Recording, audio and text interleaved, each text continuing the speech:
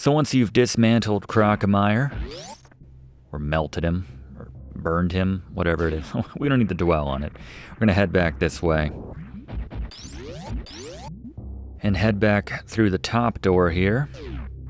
We can't do too much else in Norfair right now, so we're effectively exiting back out, using our speed boost to head back to that main corridor and then heading back to Brinstar. So while we're doing a little backtracking, let's throw it back to Fluff for another Fluff fact about Super Metroid. Fluff? Just like the original Metroid, Super Metroid features a number of slightly different endings depending on how quickly you finish the game. Better said, Samus herself appears slightly differently depending on how quickly you finish it. If you take 10 or more hours, Samus stares at you in her full suit. Beat the game in 3 to 10 hours and she removes her helmet. If you can beat the game in less than 3 hours, which we're showing you how to do here, and with a 100% completion no less, well, you'll have to wait and see. Yeah, we will get there eventually. Thank you very much, Fluff. Let's head to the left here. So yeah, 3 hours is the cutoff. In terms of actual game time, I think you can expect, if you follow this walkthrough, to get it, just a little bit over 2 hours. Probably 2 to 2.5 hours. Somewhere in that pocket, certainly under 3 hours, so you're in good shape. Yeah, I hate the water. Really do. Can't wait till we get a special suit, which offsets the negative impact of being in the water, which we will certainly need for one of the upcoming sections of this game, which is completely water. So we're still backtracking through areas we've already been, but now that we got the ice beam, we can use it on these, they're called rippers, these guys. We saw them back in the original Metroid as well. And just ride those 4 up. Blast back through the floor right there. If you pick up one of these little guys, just, bomb them off you. Now we can easily go higher here with our high jump, not having to rely on any fancy moves or anything. Ride the rest of these guys up by freezing them. Now we have a new little section of Brinstar. We're about to get our first power bomb, which will be nice because we've seen a lot of orange doors to this point, seen a couple floors which have the power bomb symbol on them. You can see we can't even go back the way we came until we have a power bomb. So bomb through the floor right here as soon as you come out of that door. Use a super missile on this green door here. Freeze these little enemies here. It's better if you get them before they pop out, so just do it from a distance there. And there we go, our first power bombs. Blaze. Alright, the power bomb. This damages everything on the screen, opens certain doors so you can further the game, but very powerful weapon right there, the power bomb. Use one right there to get the 16th missile upgrade, by the way. Just love how it takes out the entire wall just like that. Once again, make your way back, freezing these little guys.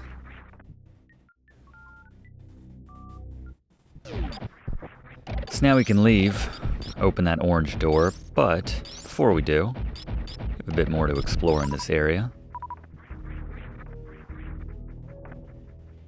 Got a save point there to the right if you want to stop off and use it, by the way.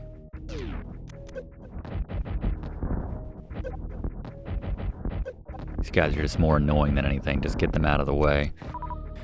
Use a power bomb right here.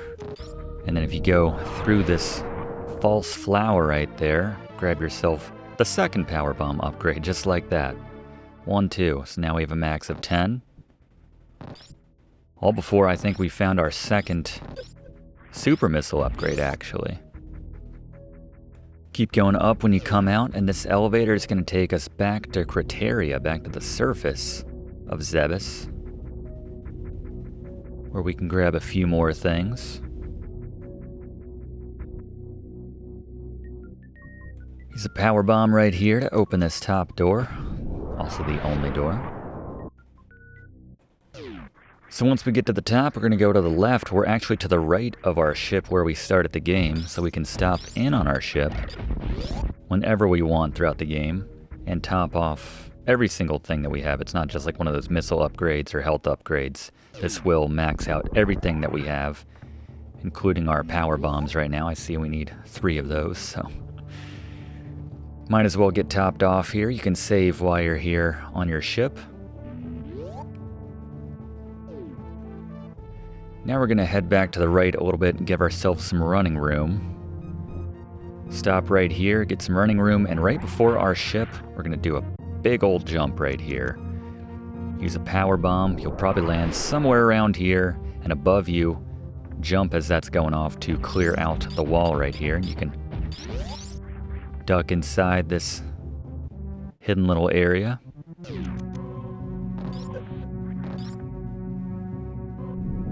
Just using the power bomb to clear everything out here. Don't use these for combat against bosses nearly as much as the super missiles, so we can be a little more liberal with our use of the power bombs.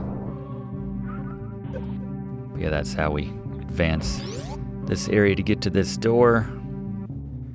And you'll find the 6th energy tank waiting for you right here. And if it looks like there might be something going on with that floor, good eye. You're starting to feel it. Drop a bomb right there and morph right through.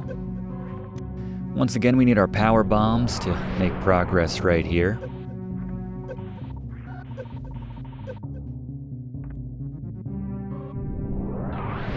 Definitely need both of those upgrades, which we just got back in Brinstar, and use one more to open up those spikes right there, that spiky wall.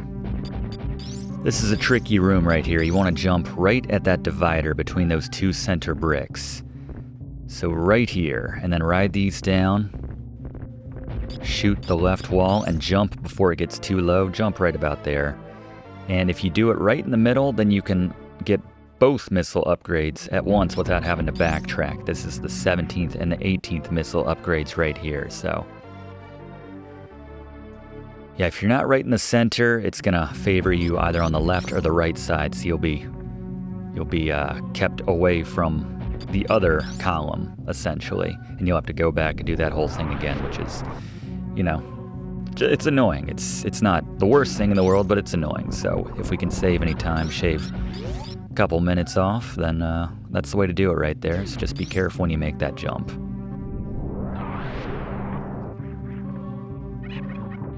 So we might as well head back and restock at our ship now, since we used all but one of our power bombs, being that it's right here and we have so few opportunities to where we find ourselves back on the surface of Zebes to top off our numbers right here. Definitely do it before you head back out. So I may have lied before or misspoken when I said that we were done with that lab area, but we want to pop in there one more time now that we do have the power bombs. You know, other things open up to us once we have certain power-ups. At this point, we have all of the secondary type item power-ups in that sense, the different types of weapons. We have more beam upgrades and things like that, but at least for the purposes of exploring, we have most of the items that we need at this point. So yeah, come on down here, all the way down until we hit this one platform. You might be wondering, why is this here when there's no platforms generally? Until this point, use a power bomb, and we unlock a secret area here. Use one more to open the door. Here we're going to have to use a special move built in the game called the Shinespark. First, freeze these guys, make sure you don't get too close or they'll jump up, but then run back. Run at full speed. As soon as you start to turn blue, press down. You'll flash. That's when you want to jump up in the air, hold up, and press jump. And you'll do something called a Shinespark, which allows you to just basically do a super fast vertical jump in the air to get that second super missile power up right there. But that allows us to bust our head through whatever obstacle that was blocking us from just doing conventional wall jumping and things like that to get up there. But Once you grab that power up, head back down. We're gonna go a little bit deeper this time, all the way down to the bottom. We're gonna ride that elevator down once again, and just to the left where we grabbed our morphing ball power up initially, we can use our power bomb to knock out that wall. I guess if you didn't already get that energy tank to the right, you could grab that now, but yeah, we grabbed it pretty easily just by letting that enemy knock us up into the ceiling right there to get it. Yeah, jump over here, grab a power bomb right here at the edge of this wall to clear through, and grab the third power bomb upgrade, bringing our total up to 15.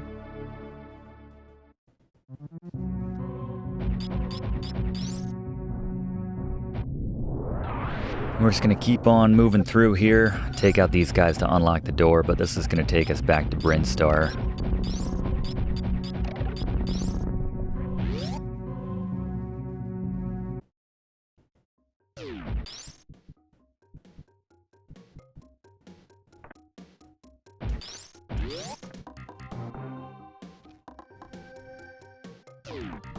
So this takes us back into that massive hub back in Brinstar, and you might remember there being an orange door we couldn't open before on the right side, so we're going to head back over there. And we have our power bombs and drop one right here.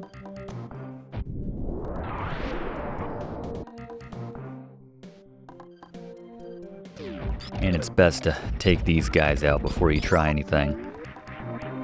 And use your wave beam to open that lock right there, and then do these. One wall jump should do it right there to get up and over. And now we have our 7th E-Tank. We're halfway home on the E-Tanks now. 7 of 14. Nothing else to do in this room, don't get too excited. I like the sense of exploration though. Shoot the floor here to travel up in style with a very slow-moving elevator.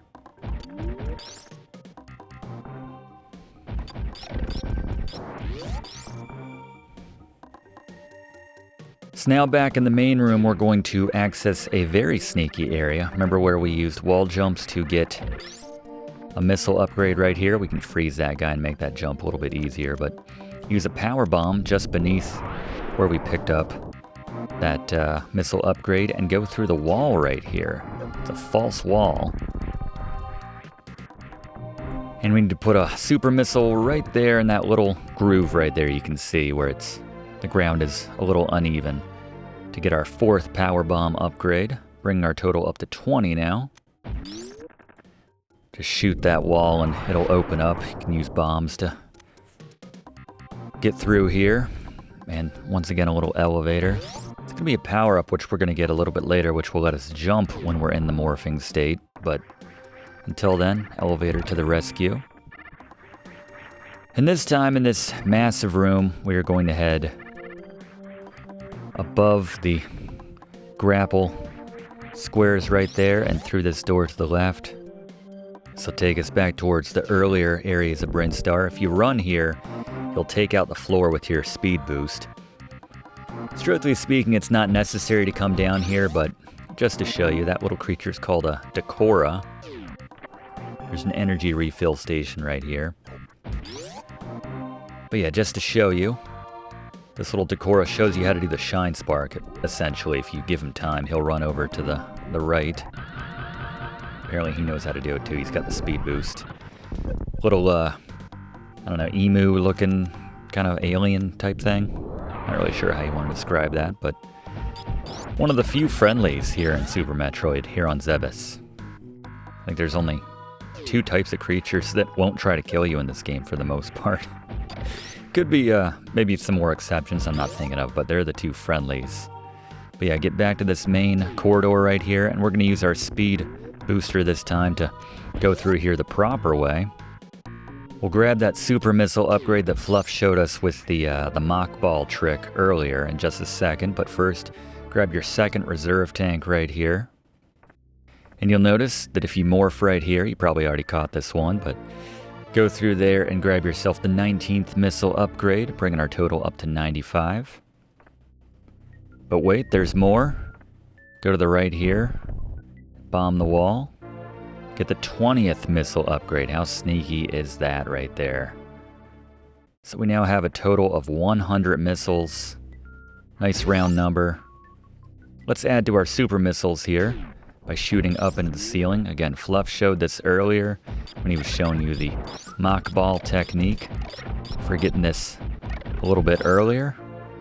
But we now have our third super missile upgrade, bring our total up to 15. Just drop on the pedestal for it and you'll fall through the floor and get back out easily that way. Now use a power bomb at the very bottom of this corridor right here. Drop all the way down to the bottom. And go through this blue door right here. And have some fun with these guys again. They don't come through the door with you, so you can just do that. Alright, be very careful here. So count 4 tiles between you and the E-tank.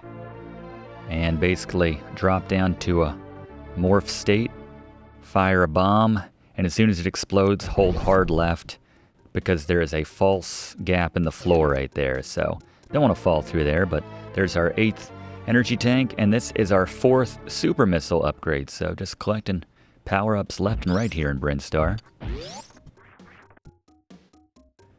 Head back out, and now we can actually drop through that floor right there. There is a save room right here to the left.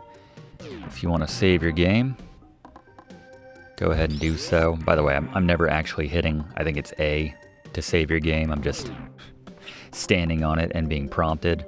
Just want to make that clear. You get a nice little sound effect if you do it right.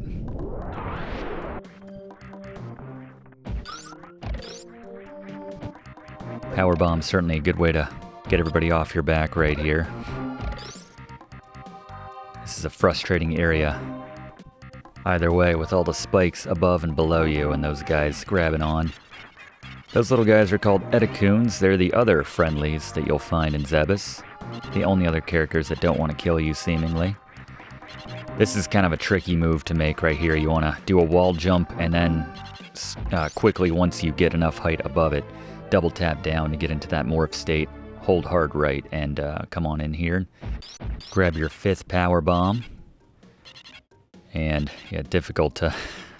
Thankfully they give you a little edge, so you have to go all the way back down. But yeah, just hold hard in the opposite direction as soon as you hit that wall when you're somersaulting. And then hit A and you'll generally get a good wall jump going that way. But use a power bomb to get back through the floor at this point. We're going to head back to the right. It's nice when you can actually get the speed. I did not mean to do that. I just got sick of those enemies hitting me. I thought a little temporary invincibility would be nice. As much as I love hanging out with Decora there. Dechora? Not sure. What's your pronunciation? Your preferred pronunciation, class? Let me know. Let me know in the comments. But we're going to head back down. All the way down.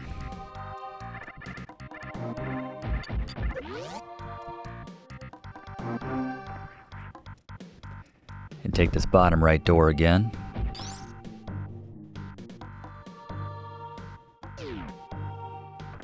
That's pretty satisfying. Just gotta work in that gap right there. Basically just retracing our steps once again to get back to Norfair. So while we're doing that, let's throw it back to Fluff for another Fluff fact about Super Metroid. Fluff, what do you got for us? We talked about the slightly different endings you can get in Super Metroid based on how long it takes you.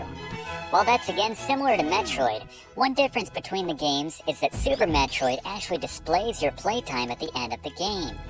This has helped it become one of the earliest games which popularized the activity of speedrunning in the early to mid-90s. Utilizing a number of difficult-to-pull-off gameplay hacks and glitches and relying on an encyclopedic knowledge of this game, speedrunners have managed to 100% this game in under an hour at this point.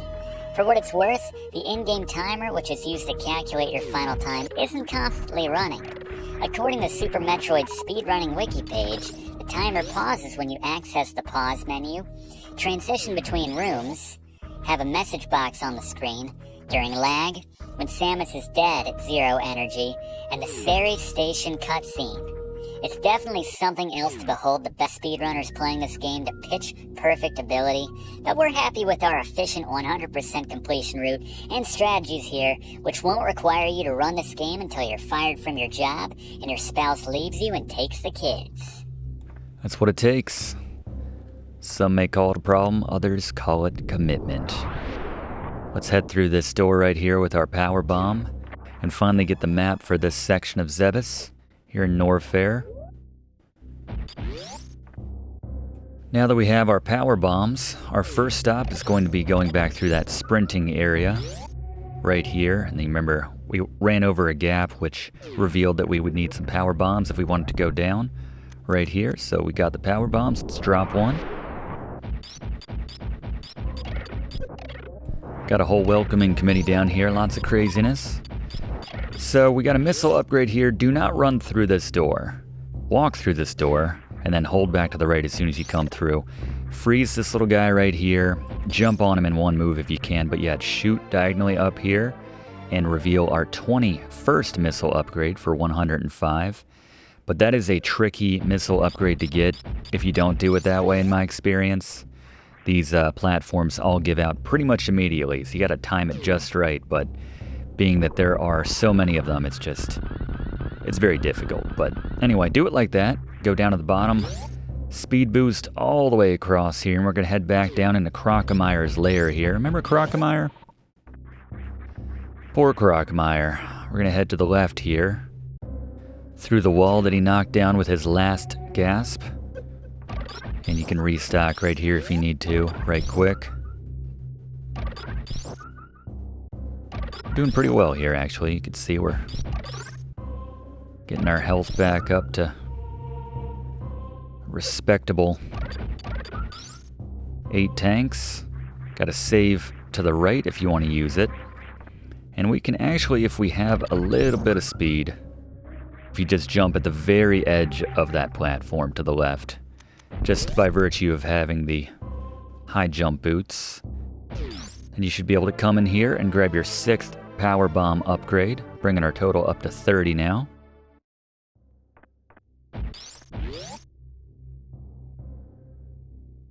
Back in the main room, we're going to drop down, fire through the floor, and we're going to drop down all the way. Use some missiles to open this door right here. See my impatience at this stage in the game, just using the super missiles. And run through here, avoiding as much of the water lava as you can. Doesn't look like pure lava to me, but there's our 22nd missile upgrade right there, bring our total to 110. Easy to keep track of when I haven't fired any missiles in a while, so we just keep that number nice and pristine, commensurate with the number of upgrades which we've gotten to this point. Alright, keep going down in the tunnel here. Gotta use a couple moves here to get to where we want to go. First, drop a power bomb as soon as you come out of here on the ground to get rid of all this debris, give you some running room. And now, we just need to, well, we gotta clear out these enemies. Die. Now run back here, use the full range, and then jump at the very edge. Your speed boost will clear out that debris right there. And inside, you'll find the Grappling Beam.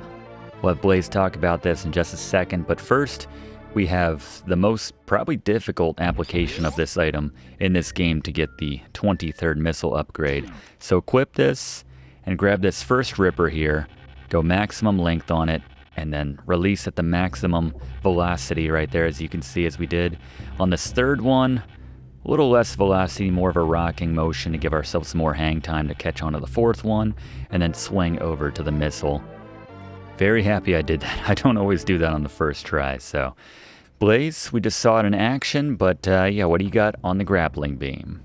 Alright, the Grapple Beam, very fun for getting around, kind of like Bionic Commando style. You can use these at grapple points to swing around, and also very effective against one boss in particular, which Gary will mention later. Yes, he will. Thank you very much, Blaze. That's a fun boss battle when you do it that way, but we'll let Gary talk about that once we get there. So now you can see we ran back into the room where we got the beam in the first place, and you can see right here they give you some low stakes opportunities to get familiar with the grappling beam. Not like we did with those rippers just now, but that's alright. We're using this to basically, it's just a shortcut to get back out of here, back to the main area. Swing across here. And swing across here and use yourself a super missile to unlock that barrier. And now we're coming back out where we initially passed by earlier on. Again, we got that save point down in the bottom right. If you want to hit it up, you can go ahead and do that right now. We're going to keep moving on. Back in Crocomyre's lair here on the back side. So we're going to head back up through the entrance, or the exit, whatever you want to call it. But earlier we saved before we took on Crocomyre. We showed you where the save spot was. We're going to keep going up this time. And the door in the top left, we can stop in. And take the high road here. Use our grappling beam now. Grab yourself the 24th missile upgrade right here. After you grab it, use your super missile to unlock the gate right here. And we're back underneath the initial kind of vertical corridor of Norfair right here. And we're just going to head straight up. And take the elevator back to Brinstar at this point. So I actually lied again, maybe for the first, maybe for the second time, but we do need to head back through the right to go into Kraid's lair one last time. Thankfully his lair is very small. Just probably, 4 different areas. Use your bomb right there, and we're going to head back in. These are power bombs, which we did not have last time we were coming through here. So we're going to go up against this wall right here and use a power bomb. Use our wave shot to reveal a sneaky little missile upgrade. That's our 25th right there. That's literally all we had to do here in Kraid's lair, so let's head back out. Say Cred? Kraid? Cred? Head back out to Brinstar now.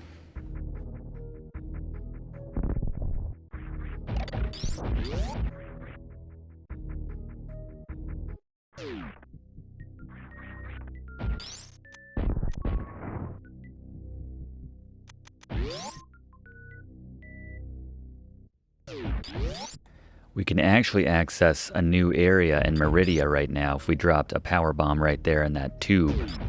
But we're not quite ready for Meridia. I want to grab a few more goodies. Back here in Brinstar.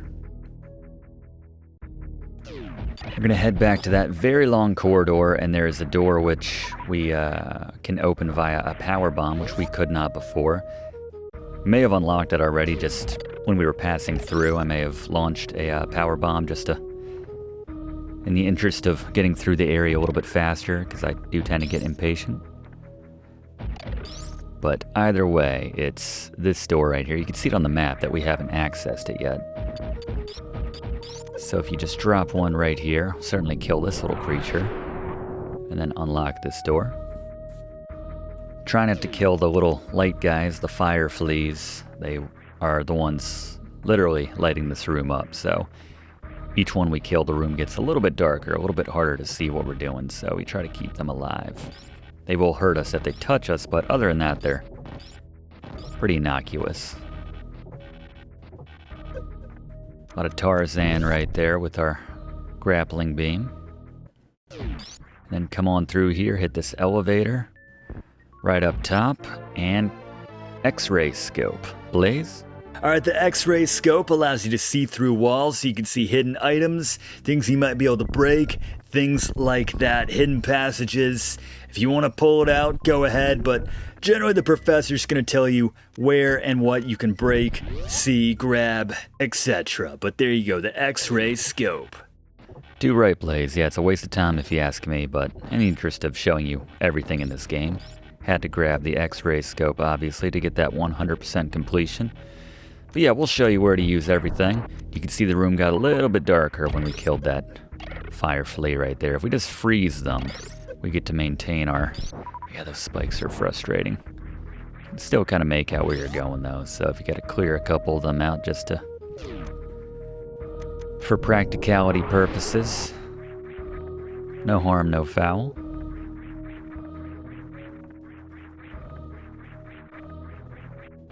We're progressing back up here. As we did before, just freezing these guys to get to this upper deck area. If you recall, this essentially leads to the elevator back to Crateria, where we're going to be back on the surface of Zebes. And this time we're going to head right. Instead of going left to our ship, we can now open up a locked door by way of our power bombs. Once again, you have that safe game room right there to the right if you need to use it. And we're just going to head right on up. Get a few more missile upgrades and such along the way.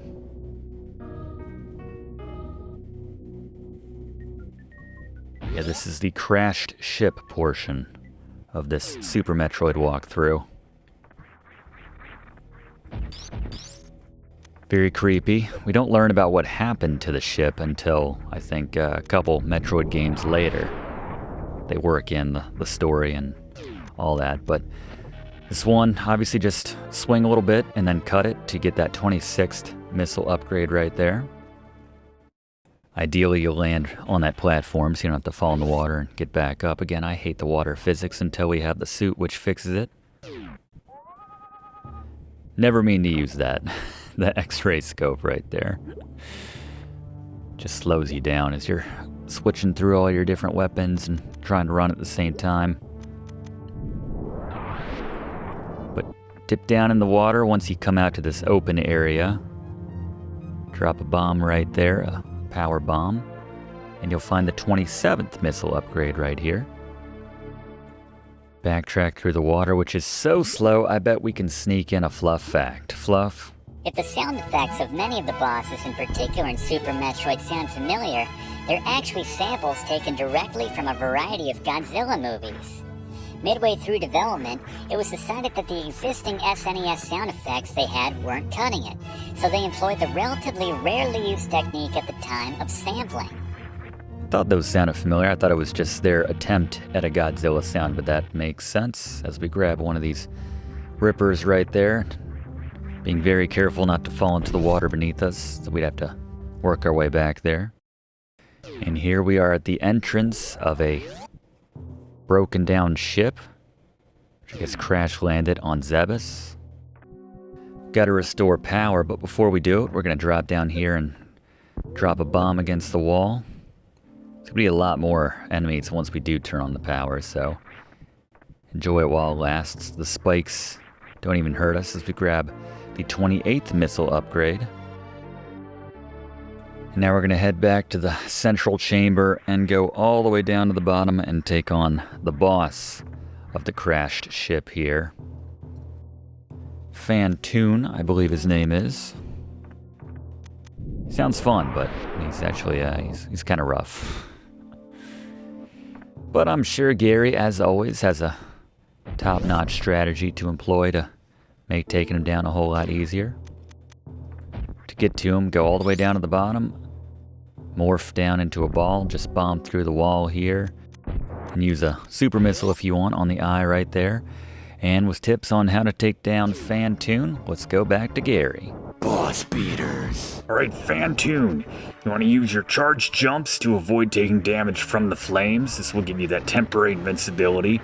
You want to fire super missiles after the boss drops 2 sets of flames and then appears solid. That's when you want to hit him with the super missile. Repeat this process, you'll take him down. I should mention that if you don't use super missiles, you can avoid one annoying move that he does of going to the top middle and firing like jump ropes worth of flames. But if you just use that charged jump to avoid the somersaults, to avoid taking the flame damage. This is still the more efficient way of taking him down because those super missiles make this fight a lot shorter. So that's what I recommend. Take him down. Thank you, Gary. I had a good time to remind you that when you're charged up with your charge beam and you do a somersault jump, you're invulnerable from a lot of damage. So won't take damage from the fire, which the Phantoon is launching out at us. And seeing as Gary recommends the super missiles, that's the move you gotta do, so. Doesn't take a whole lot to put him down, but you can see, just like the plant-based boss earlier, he's changing colors with the more damage we inflict upon him. They just transition side to side with your little somersault jumps, staying safe. Not so much difficult with this strategy, it's just frustrating because it takes a while. I mean, this boss takes a while in general, no matter what strategy you're using. This is the most efficient way to take him down. Still takes a minute. In fact, I bet we could bring in Fluff for another Fluff fact in the time it takes us to beat him. So, Fluff, what do you got for us? It was initially planned that when the player lost a life, Samus would scream and her suit would explode, revealing her naked body beneath. This was understandably ultimately changed to giving her clothes beneath the suit and having the scream replaced as it was deemed to be too sexual by the Nintendo powers that be. That first scream was recorded by Minako Hamano, one of the music composers on Super Metroid, as well as the Game Boy's Link's Awakening. There you go, 2 great soundtracks right there, and well, we're still going here with Phantoon. That death scream, though, when you pitch it down, it still sounds kinda sexual. Kinda makes you want to hear the original one to see what they replaced, but certainly her losing her clothes. I don't know that that was necessary. Or losing her suit and being naked underneath it, I guess better said. She always loses her suit, but it was just an argument of should she be naked beneath that suit? They always come close with if you post a good time. Bit of a mini spoiler there for what we're in for. If we beat the game sub 3 hours, finally he goes down. Don't appreciate filling time like this, Phantoon. He goes with that kind of distorted effect. They use that with a lot of SNES games, actually. And we should get a whole bunch of goodies here for taking him down. There you go. Exit the way you came in. Thanks for watching, and don't forget to like and comment on this video, and click subscribe if you haven't already, as this seriously helps me to keep making great content for you.